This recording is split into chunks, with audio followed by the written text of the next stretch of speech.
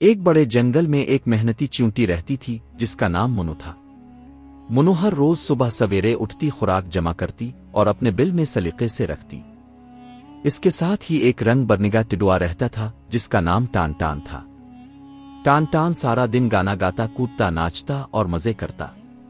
وہ ہمیشہ منو کو چھیڑتا، ارے منو، کیا ہر وقت کام کام کام؟ آؤ کچھ زندگی انجوائے کرو، سردیاں ابھی دور ہیں۔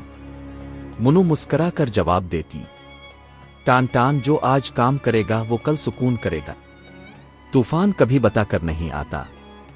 ٹان ٹان ہنستا، ناچتا اور دن گزار دیتا۔ کچھ ہفتے بعد آسمان پر کالا بادل چھا گیا، ٹھنڈی ہوائیں چلنے لگیں اور جنگل میں طوفان آ گیا۔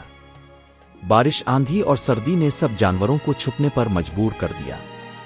ٹان ٹان کے پاس نہ خوراک تھی نہ پناہ۔ وہ بارش میں بھیگا، سردی سے کانپتا رہا۔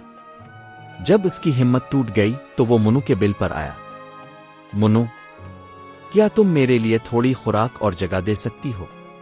منو نے دروازہ کھولا، اسے اندر بلایا، کمبل دیا، خوراک دی اور بولی، محنت صرف اپنے لیے نہیں کی جاتی، دوسروں کے لیے بھی ہونی چاہیے۔ لیکن اب تم بھی سیکھو کہ محنت کا وقت کبھی ضائع مت کرو۔ ٹان ٹان کی آنکھوں میں آنسو آ گئے۔